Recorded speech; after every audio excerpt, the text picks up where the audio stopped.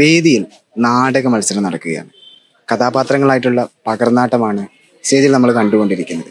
അപ്പോൾ ഈ കഥാപാത്രമായി മാറുന്ന സമയത്ത് ചിലപ്പോൾ നമ്മുടെ ശരീര ചലനങ്ങൾ, ഭാവങ്ങൾ ഇതൊക്കെ നമുക്ക് മാറ്റേണ്ട സ്വാഭാവികമായിട്ട് വരുന്ന സാധനമാണ്. പക്ഷെ അതിൻ്റെയൊക്കെ അപ്പുറത്തേക്കുള്ള മാറ്റങ്ങൾ നടത്തിയിട്ടുള്ള ഒരു കൂട്ടരുണ്ട് ഇവിടെ. നമുക്ക് അവരെ ഒന്ന് പരിചയപ്പെടാം. എന്താണ് പേര്? അനുദേവ്. അഭിനയ. റിയോന. അപ്പോൾ ഇവർ 3 പേരും പേരെന്തായിരുന്നു? രുതാജിത്ത്. അപ്പം ഇവര് കോക്കല്ലൂർ ഹയർ സെക്കൻഡറി സ്കൂളിലെ നാടകമായിട്ടുള്ള കുമരു എന്നുള്ള നാടകത്തിലെ അഭിനേതാക്കളാണ്. ഒരു കഥാപാത്രങ്ങളായി മാറാൻ വേണ്ടിയിട്ട് മുടിയെടുത്തിട്ടുള്ള 3 പേരാണ്. അപ്പോൾ 4 പേരാണ്. അപ്പോൾ എന്തായിരുന്നു നിങ്ങൾക്ക് മുടിയെടുത്തതിനെ കുറിച്ചുള്ള ഒരു അനുഭവങ്ങളെ കുറിച്ച്? ഇപ്പോൾ സബ് ജില്ലാ തലം മുതൽ നിങ്ങൾ മുടിയെടുത്തിട്ടുണ്ട്, അതിനുശേഷം സ്കൂളിൽ പോയിട്ടുണ്ട് എന്ന് കുറേ കാര്യങ്ങളൊക്കെ ഉണ്ടായിട്ടുണ്ട്. അപ്പോൾ ഒരു അനുഭവങ്ങളെ കുറിച്ചൊന്ന് ജസ്റ്റ് ഒന്ന് പറയാൻ പറ്റുമോ? ആദ്യം ചെറിയ കുറവും പ്രശ്നങ്ങളൊക്കെ ഉണ്ടായിരുന്നു. പക്ഷെങ്കിൽ പിന്നെ നാടകത്തിന് വേണ്ടി എന്നുള്ളൊരു ആലോചിച്ചപ്പോൾ ജസ്റ്റ് അത് പ്രശ്നമില്ലാണ്ട് പോയി. പിന്നെ കുട്ടികളും അത്യാവശ്യം നല്ല സപ്പോർട്ടൊക്കെ ഉണ്ടായിരുന്നു, അതുകൊണ്ട് അങ്ങനെ പോയി.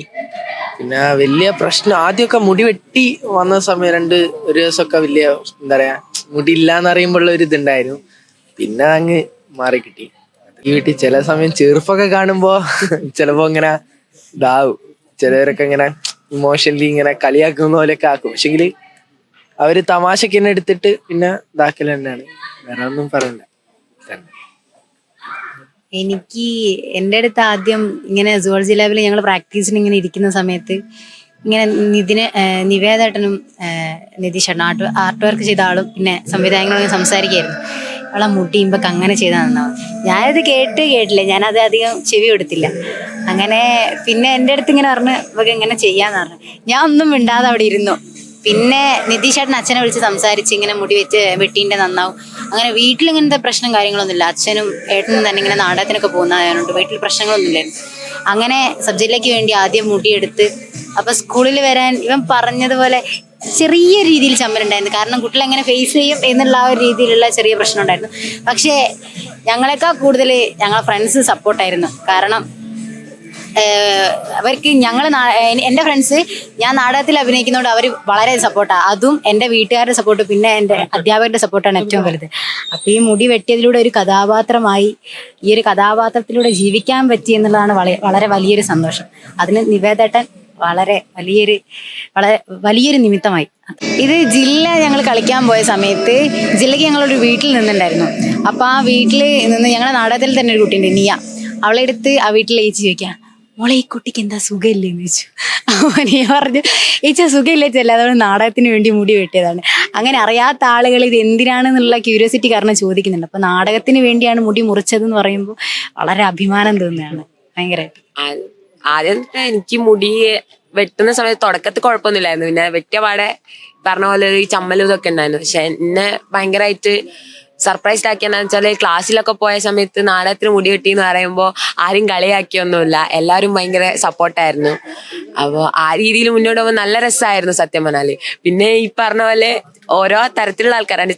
ചില ആളുകൾ അസ്യൂം ചെയ്യും, അവര് ചില ദയനീയ നോട്ടങ്ങൾ ഉണ്ടാവും, മുടി എന്തോ അസുഖം വന്നിട്ട് കളഞ്ഞാന്നുള്ള രീതിയിലുണ്ടാവും.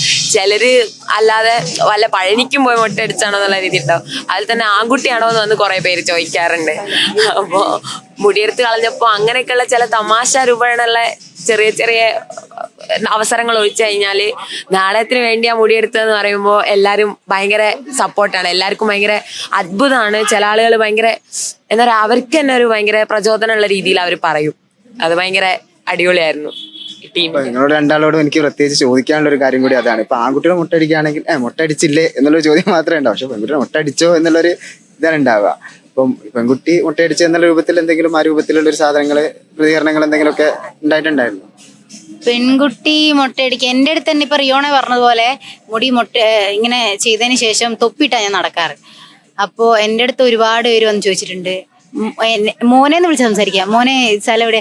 ഞാൻ പറയാം ചേച്ചി മോനല്ലേ മോളാ, എന്തിനാ ഓക്കെ ഒരു പോ. അങ്ങനെ ഒരുപാട് പേര് വന്ന് ചോദിക്കും മോനല്ലേ മോളെ. ഈ പെൺകുട്ടി ആൺകുട്ടി ഇങ്ങനെ ഒരു ചിന്താഗതി ഉള്ള ഒരാളല്ല പൊതുവേ ഞാൻ.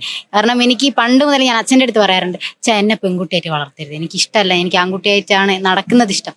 അങ്ങനെ അമ്മയ്ക്കൊക്കെ വീട്ടിൽ ഭയങ്കര പ്രശ്നം. മുടി വെട്ടിയതിൽ എൻ്റെ വീട്ടിൽ ഏറ്റവും വലിയ പ്രശ്നം അമ്മയായിരുന്നു.